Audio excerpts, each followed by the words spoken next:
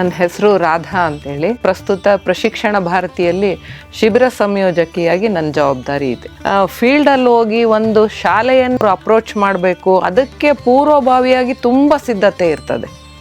ಶಾಲೆಗಳನ್ನು ಅಪ್ರೋಚ್ ಮಾಡಬೇಕು, ಆ ಶಾಲೆಯವರನ್ನು ಕನ್ವಿನ್ಸ್ ಮಾಡಬೇಕು, ನಮ್ಮ ಪ್ರಶಿಕ್ಷಣ ಭಾರತಿ ಧ್ಯೇಯವನ್ನು ಅವರಿಗೆ ಮುಟ್ಟಿಸ್ಬೇಕು. ಆಮೇಲೆ ಅಲ್ಲಿ ವರ್ಗಗಳನ್ನು ಆಯೋಜನೆ ಮಾಡಬೇಕು, ವರ್ಗಗಳಿಗೆ ಪೂರಕವಾಗಿ ವಿಷಯಗಳನ್ನು ಜೋಡಿಸ್ಬೇಕಾಗ್ತದೆ, ವಿಷಯಗಳಿಗೆ ಪೂರಕವಾಗಿ ಸಮರ್ಥವಾಗಿರುವಂಥ ಸಂಪನ್ಮೂಲ ವ್ಯಕ್ತಿಗಳನ್ನು ಜೋಡಿಸ್ಕೊಳ್ಬೇಕಾಗ್ತದೆ.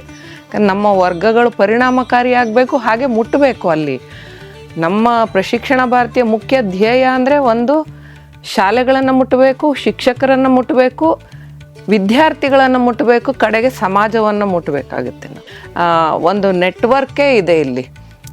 ತಳಮಟ್ಟದಲ್ಲಿ ಜಿಲ್ಲಾ ಸಂಯೋಜಕರಿದ್ದಾರೆ, ಹಾಗೆ ಅವರನ್ನು ಗಮನಿಸುವಂಥ ವಿಭಾಗ ಸಂಯೋಜಕರಿದ್ದಾರೆ. ವಿಭಾಗ ಸಂಯೋಜಕರನ್ನು ಮತ್ತು ಜಿಲ್ಲಾ ಸಂಯೋಜಕರು ತಾಲೂಕು ಸಮಿತಿ ಸದಸ್ಯರನ್ನು ಒಂದು ಕ್ರಿಯೇಟ್ ಮಾಡ್ಕೊಳ್ತೀವಿ. ಯಾಕಂದ್ರೆ ನಾವೆಲ್ಲರನ್ನು ಮುಟ್ಟಬೇಕಾಗಿರೋದ್ರಿಂದ ಜಿಲ್ಲಾ ಸಂಚಾಲಕರು, ತಾಲೂಕು ಸಂಚಾಲಕರು, ಬಳಗದ ಸಮಿತಿ ಸದಸ್ಯರು, ಸಂಪನ್ಮೂಲ ವ್ಯಕ್ತಿಗಳು, ಹೀಗೆ ಒಂದು ದೊಡ್ಡ ನೆಟ್ವರ್ಕೇ ಇದೆ.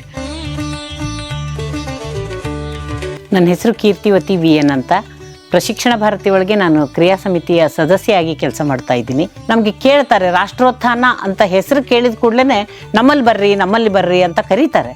ಅದು ಒಂಥರ ಹೆಮ್ಮೆ ಅಂತ ಅನ್ನಿಸ್ತದೆ. ಹಾವೇರಿ ಜಿಲ್ಲೆಯ ಗುತ್ತಲಕ್ಕೆ ಹೋಗಿದ್ದೆ. ಆ ಗುತ್ತಲ ಶಾಲೆ ಒಳಗೆ ಅವರು ಎಷ್ಟು ಇಂಟ್ರೆಸ್ಟಿಂದ ಅಂತಂದರೆ, ಅಲ್ಲಿ ಅವರ ಅಧ್ಯಕ್ಷರೇ ಬಂದು ನಮ್ಮ ಪಾಠವನ್ನು ನೋಡ್ತಾ ಕೂತ್ಕೊಂಡ್ರು. ಆಮೇಲೆ ಅವ್ರು ಹೇಳಿದರು, ಇಲ್ಲ ನೀವು 6 ತಿಂಗಳಿಗೆ ಒಂದು ಸಾರಿ ನಮ್ಮಲ್ಲಿಗೆ ಬರಬೇಕು, ಈ ವಿಷಯವನ್ನೆಲ್ಲವನ್ನು ನೀವು ನಮಗೆ ಮನದಟ್ಟು ಮಾಡಬೇಕು ಅಂತ ಹೇಳಿದರು. ಅವಾಗ ನಮ್ಮ ಮಾತಿಗೆ ಒಂದು ಸ್ವಲ್ಪ ಬೆಲೆ ಇದೆಯಲ್ಲ ಅಂತ ಖುಷಿ ಆಯಿತು. ಕೆಲವೊಂದು ರೆಪ್ಯೂಟೆಡ್ ಸ್ಕೂಲ್ಗಳು ಸಹಿತ ನಮ್ಮನ್ನು ಕರೀತಿದ್ದಾರೆ. ಹಾಗಾಗಿ ಇದು ಇನ್ನೂ ವಿಸ್ತಾರ ಆಗಬೇಕು ಅಂತ ನನ್ನ ಅಪೇಕ್ಷೆ ಆಗಿದೆ. ನಾನು ಅವಿನಾಶ್ ಹಿರೇಮಠ ಅಂತ ಪ್ರಶಿಕ್ಷಣ ಭಾರತೀಯ ಜಿಲ್ಲಾ ಸಂಚಾಲಕನಾಗಿ ಕಾರ್ಯನಿರ್ವಹಿಸ್ತಾ ಇದ್ದೇನೆ. ಒಂದು ಪ್ರೈವೇಟ್ ಸ್ಕೂಲ್, CBSE ಸ್ಕೂಲು ನಾವು ಅಪ್ರೋಚ್ ಮಾಡಿದ್ವಿ.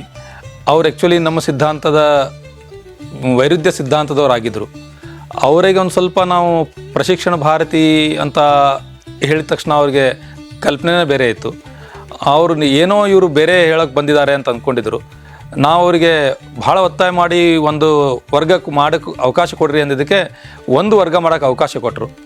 ಆ ಒಂದು ವರ್ಗ ನಾವೇನು ಮಾಡಿ ತೋರಿಸಿ ಆದಮೇಲೆ ಆ ವರ್ಗಗಳಾದ ನಂತರ, ಸರ್ ನಮ್ಮ ಇನ್ನೂ ಇಷ್ಟು ಶಾಲೆಗಳಿದಾವೆ, ಎಲ್ಲ ಕಡೆ ನೀವು ವರ್ಗ ಮಾಡೋಕ್ಕೆ ಬರಲೇಬೇಕು, ನಿಮ್ಮ ಆ್ಯಕ್ಚುಲಿ ವಿಚಾರಧಾರೆಗಳೇನಿದಾವಲ್ಲ ಇವು ಇಡೀ ನಮ್ಮ ಭಾರತ ದೇಶಕ್ಕೆ ಅವಶ್ಯಕವಾಗಿದ್ದಾವೆ ಅಂಥೇಳಿ ಪುನಃ ಬೇರೆ ಬೇರೆ ಶಾಲೆಗೂ ತಮ್ಮ ಸಂಸ್ಥೆಯ ಶಾಲೆಗಳಿಗೆ ವರ್ಗ ಮಾಡಲಿಕ್ಕೆ ಅವಕಾಶ ಮಾಡಿಕೊಟ್ರು.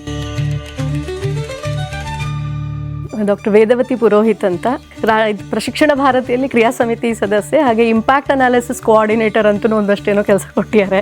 ಕೆಲವೆಲ್ಲ ಪ್ರಾಕ್ಟಿಕಲ್ ಹರ್ಡಲ್ಸು ಇರುತ್ತೆ. ಯಾಕಂದರೆ ಎಷ್ಟೊಂದು ಶಾಲೆಗಳಲ್ಲೂ ಅವರದ್ದೇ ಸ್ಕೆಡ್ಯೂಲ್ ಇರ್ತದೆ.